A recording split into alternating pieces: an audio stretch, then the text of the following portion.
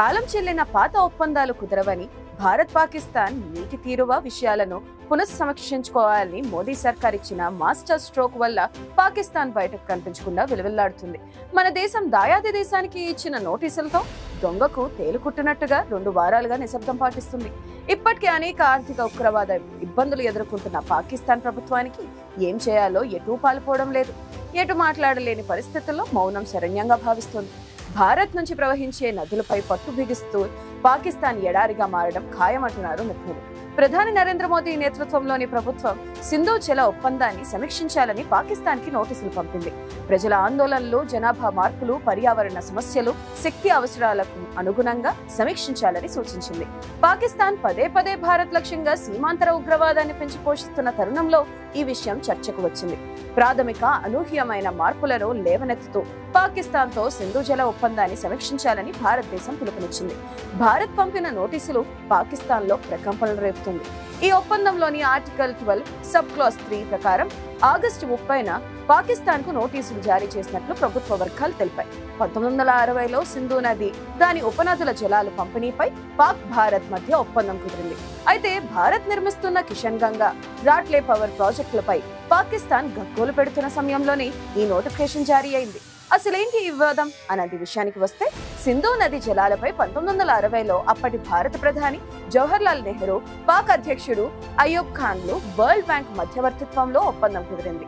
ఈ ఒప్పందం ప్రకారం భారత్ కి తూర్పు నదులైన బియాస్, రావి, సట్లెజ్లు, పాకిస్తాన్ కి సింధు, చీనాబ్, జీలం నదులపై నియంత్రణ ఉంటుంది. అయితే పలు సందర్భాల్లో ఈ ఒప్పందం వివాదాస్పదమైంది. నిజానికి ఈ ఒప్పందం వల్ల భారత్ కన్నా పాకిస్తాన్ ఎక్కువ లబ్ధి పొందుతుందనే వాదన ఉంది. 2016 సంవత్సరంలో ఉరి ఉగ్రదాడి తర్వాత భారత్ ప్రధాని నరేంద్ర మోదీ కీలక వ్యాఖ్యలు చేశారు.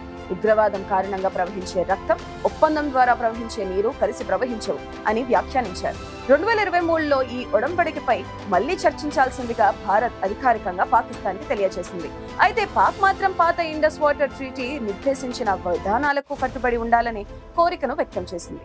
తాజాగా ఇప్పుడు మరోసారి ఇండస్ వాటర్ ట్రీటీపై భారత్ నోటీసులు ఇచ్చింది. ప్రపంచంలో అతి తక్కువ నీటి వనరులు ఉన్న దేశాల్లో పాకిస్తాన్ ఒకటి. ఈ దేశానికి సింధు నది జలాలు మాత్రమే ప్రధాన వనరుగా ఉంటుంది. ఏ పరిశ్రమలు లేక ఉగ్రవాదం, వ్యవసాయంపై ఆధారపడిన ఈ దేశంలో ఈ నది నుంచే లభించే జలాలు అత్యంత కీలకంగా ఉంటాయి. అక్కడి చాలా ప్రాంతాల రైతులకు సింధు నది నీరు ప్రవహిస్తేనే వ్యవసాయం కుదురుతుంది.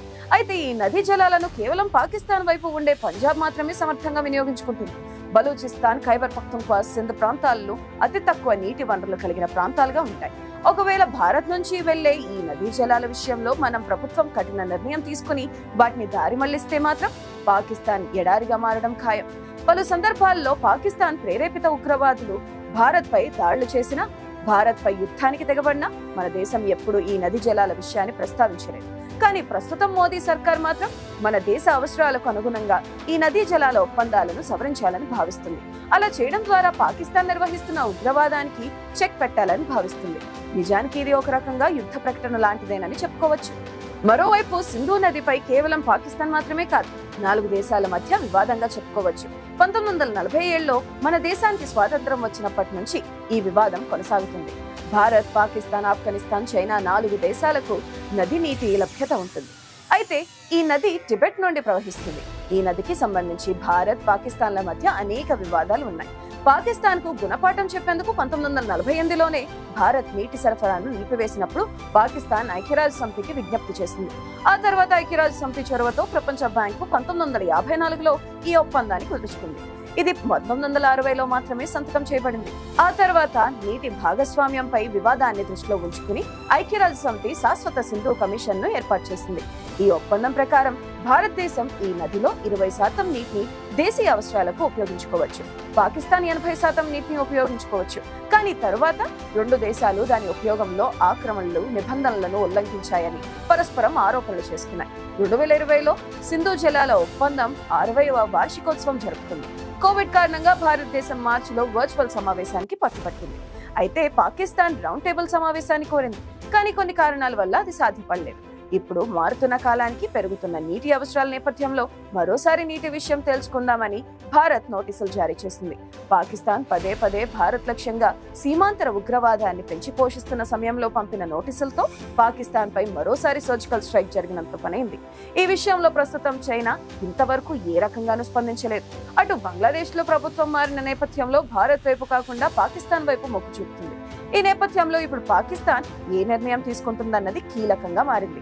మొన్నటికి మొన్న పాకిస్తాన్ ఎన్ని కుయుక్తులు పన్నినా జమ్మూ కాశ్మీర్ లో భారీ ఓటింగ్ జరిగింది. జనం పెద్ద ఎత్తున ఎన్నికల్లో పాల్గొని ఓటు వేశారు. అయితే ఎన్నికలు చెల్లవంటూ మరోసారి భారత్ పై విషం కక్కింది పాకిస్తాన్.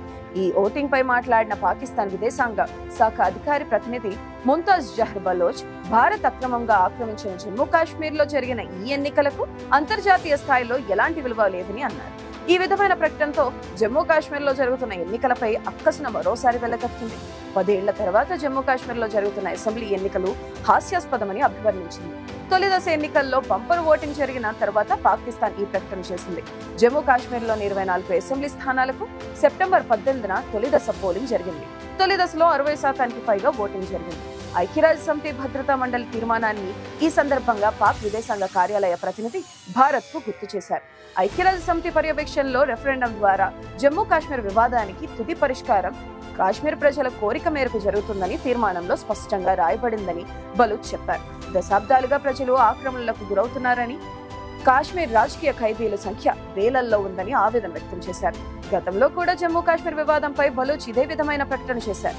జమ్మూ కాశ్మీర్ వివాదాన్ని ఏకపక్షంగా పరిష్కరించలేమని ఆయన ఇటీవలే ప్రకటించారు. ఈ అంశం అంతర్జాతీయ స్థాయిలో వివాదాస్పదమైంది. భద్రతా మండలి తీర్మానాలు కాశ్మీర్ ప్రజల కోరికల ప్రకారం ఈ సమస్యను పరిష్కరించాలన్నారు. దక్షిణాసియాలో శాంతి సుస్థిరతలకు ఈ అపరిష్కృత వివాద పరిష్కారం చాలా ముఖ్యమని ఆయన అన్నారు. దౌత్యం చర్చలకు పాకిస్తాన్ కట్టుబడి ఉందని, అయితే ఎలాంటి శత్రు చర్యకైనా గట్టిగా సమాధానం చెప్తామని బలూచ్ చెప్పారు. పాకిస్తాన్ ఎన్ని ఆర్థిక ఇబ్బందులు ఎదుర్కొంటున్నా, ఎన్ని ఎదురుదెబ్బలు తింటున్నా చింత చచ్చినా పులుపు చావని చందంగా వ్యవహరిస్తూ వస్తుంది.